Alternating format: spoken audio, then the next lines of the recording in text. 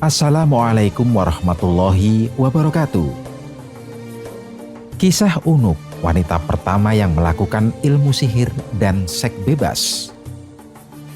Unuk dikisahkan punya anak haram yang amat kontroversial. Bagaimana tidak? Selain bertubuh mega raksasa, sang putra hidup ribuan tahun, yakni sampai pada era Nabi Musa. Tidak sedikit ahli tafsir yang menyatakan bahwa kisah putra Unuk yang bernama Auj adalah kisah dusta, cerita ngawur yang tidak ada asalnya. Sanggah Ibnu Katsir dalam kitabnya yang berjudul Al-Bidayah wal Nihayah. Kisah Unuk memang menarik, mirip dongeng dan banyak keanehan-keanehan, sehingga ulama tafsir perlu mengkritisi kisah ini karena dianggap sudah bertentangan dengan Al-Quran dan Sunnah Nabi. Jumlah putra dan putri pasangan Nabi Adam dan Siti Hawa lumayan banyak. Konon Siti Hawa hamil sebanyak 120 kali dan setiap kehamilan melahirkan anak kembar, 2 laki dan perempuan. Itu artinya jumlah anak Nabi Adam adalah 240 orang. Hal tersebut diriwayatkan Ibnu Tabari dalam Tariku At-Tabari. Soal jumlah putra-putri Nabi Adam ini memang ada banyak riwayat yang berbeda. Imam Ibnu Jarir dalam kitab Tariknya yang diriwayatkan dari beberapa perawi menyebutkan bahwa putra-putri Hawa dengan Adam tidak sebanyak itu. Hawa melahirkan 40 anak dari 20 kelahiran. Atsar ini juga disebutkan oleh Ibnu Ishaq dengan sanad yang sama. Beberapa ulama menjelaskan pada setiap kelahirannya 2 anak kembar, 1 orang putra dan 1 orang putri.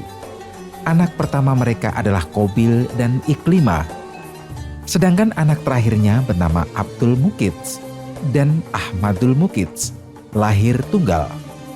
Hanya saja dalam kisah Unuk lain lagi diriwayatkan bahwa ada satu-satunya turunan Nabi Adam yang lahir tunggal. Dia adalah Unuk. Dia memiliki ciri yang unik, yakni dengan 2 kepala, sebagaimana kepalanya terdapat pada masing-masing bahu, yakni kiri dan kanan. Kemudian ciri berikutnya memiliki 20 jari tangan, yakni telapak tangan masing-masing 10 jari, memiliki kuku yang panjang dan bengkok. Diriwayatkan Hawa dengan jiwa keibuannya tetap merawat Unuk hingga si anak dewasa. Terjadilah peristiwa pembunuhan pertama di bumi, yakni Qabil membunuh Habil. Atas peristiwa tersebut, Qabil meninggalkan gunung dan menempati lembah. Maka terpisahlah kedua kelompok anak Adam dengan balada yang berbeda. Kelompok yang beriman bersama Adam dan Hawa menempati puncak gunung, sementara Qabil dan keturunannya menempati lembah. Hawa memperlakukan anaknya sama, merawatnya agar menjadi manusia beriman dan bertakwa kepada Allah. Itu menjadi ciri keturunannya yang mendiami puncak. Sementara yang senang melanggar perintah Allah menempati lembah. Saat berangkat dewasa, Unuk bergabung dengan Qabil. Ini terjadi setelah Nabi Adam wafat. Beberapa sejarawan menyebutkan bahwa sebelum meninggal dunia, Adam merasakan hidup bersama anak, cucu, cicit dan seterusnya, hingga berjumlah 40.000 orang. Ketika Nabi Adam wafat, seluruh keturunan Adam menangis selama 7 hari 7 malam karena duka. Melihat hal tersebut, maka setan menggoda mereka. Setan merayu anak-anak Adam yang ada di lembah, sebab perangai anak Adam di lembah mudah tergoda oleh setan. Iblis menawarkan untuk menghibur mereka dengan musik.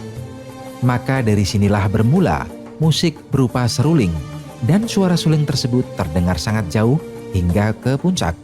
Mereka yang sedang berduka tiba-tiba menjadi heran dengan suara yang aneh tersebut, mendayu-dayu dan sesekali dengan suara yang menyenyat jiwa mereka. Mereka yang ada di gunung terperanjat, namun mereka tetap bisa mengontrol diri, kecuali Unuk binti Adam. Dengan hati bergejolak, ia meninggalkan puncak dan menuju lembah, bergabung bersama Qabil dan saudaranya yang lain, menikmati musik dan tarian. Di lembah, Unuk berjumpa dengan banyak lelaki. dan Unuk pun kecanduan seks bebas. Banyak lelaki menggaulinya.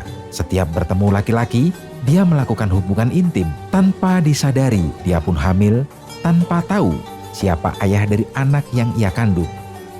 Sejatinya, Unuk tidaklah cantik, bahkan bisa dibilang buruk rupa, sehingga mustahil ada lelaki suka padanya. Namun Unuk punya ilmu sihir yang membuat lelaki terpedaya. Ia bisa menaklukkan setiap lelaki yang dikehendakinya. Unuk akhirnya melahirkan anak lelaki bernama Waj alias Auj, atau sebut saja Auj bin Unuk. Nasabnya ibu, karena tidak mereka ketahui siapa ayahnya. Siti Hawa sedih atas kelakuan putrinya itu. Maka beliau pun berdoa kepada Allah agar anaknya tersebut segera lenyap dari muka bumi. Allah pun mengutus singa sangat besar yang melebihi ukuran gajah. Singa menyerang Unuk, merusak seluruh badannya, dan inilah kematian pertama oleh binatang. Auj bin Unuk membantu Nabi Nuh. Unuk mati setelah setahun melahirkan Auj. Selanjutnya, Auj tumbuh menjadi orang yang sangat besar. Tubuh tingginya mencapai 600 siku orang dahulu, yaitu sama dengan 1,5 siku orang sekarang, dan lebarnya seukuran itu. Sampai-sampai ada sebuah riwayat ketika angin topan datang, angin tersebut tingginya tidak melebihi lutut Auj. Apabila dia duduk di atas gunung, tangannya dia ulurkan ke laut mengambil ikan, dan kemudian memanggangnya di matahari. Dan apabila dia marah kepada sebuah penduduk kampung, dia mengencingi mereka, sehingga mereka tenggelam dalam air kencingnya. Menurut sebuah riwayat, Auj menguasai sebuah penduduk kampung. Diriwayatkan pula bahwa Auj bin Unuk hidup berumur 4.500 tahun. Dia masih hidup hingga zaman Nabi Musa.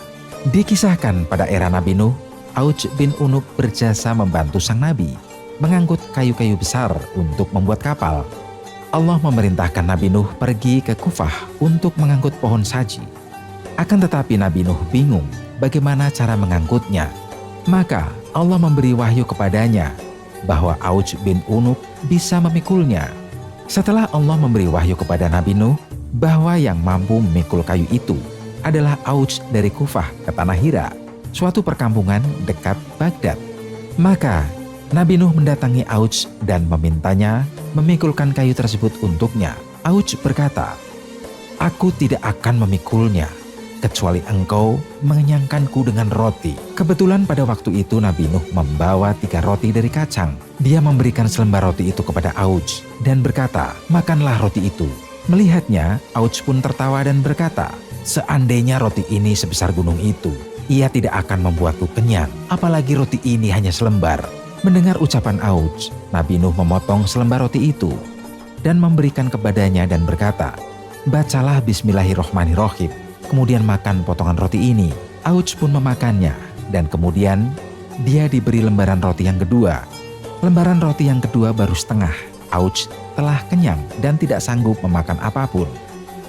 Setelah memakan roti itu, Auj membawa semua kayu tersebut dari Kufah menuju Hirah dalam sekali pemberangkatan. Tatkala Nabi Nuh merampungkan sebuah bahtera dan banjir mulai datang, Auj memohon kepada Nabi Nuh agar ia diberi tempat dalam bahtera tersebut. Akan tetapi Nabi Nuh menolak keinginannya itu. Di saat banjir melanda seluruh dunia, tinggi air tidak mencapai lutut Auj bin Unuk. Auj pun hidup hingga masa Nabi Musa. Auj membenci Musa dan ingin membunuhnya. Dia menghampiri tentara Musa untuk mengetahui jumlah mereka. Dia mendapatkan mereka hanya kumpulan orang dalam satu farsa. Lalu dia pergi ke sebuah gunung dan kemudian mencabut gunung itu dari bumi. Gunung itu dibawanya di atas kepalanya dan datang untuk menimpakannya ke tentara Nabi Musa. Pada saat itu, Allah mengutus burung hudhud yang paruhnya diciptakan dari besi. Burung hudhud itu turun di atas batu tersebut dan mulailah mematukinya hingga membuatnya berlubang. Lalu mereka turun ke pundak Auj dan kemudian masuk ke dalam mantelnya hingga Auj tidak bisa bergerak. Ketika Nabi Musa melihat itu, dia menghampirinya dan memukulnya dengan tongkatnya yang panjangnya 10 siku. Sambil melompat ke udara setinggi 10 siku, tingginya Nabi Musa adalah 10 siku. Jadi pukulannya ke betis Auj pun tidak sampai. Akan tetapi, setelah Musa memukulnya, Auj tersungkur dan kemudian meninggal, serta terlempar di lapangan kosong seperti gunung yang besar. Diriwayatkan bahwa di negeri Tatar atau Tartares, sungai yang bernama Atay, di sana terdapat jembatan lengkung yang besar. Konon, jembatan tersebut berasal dari tulang Auj bin Unuk dan merupakan salah satu dari keajaiban dunia.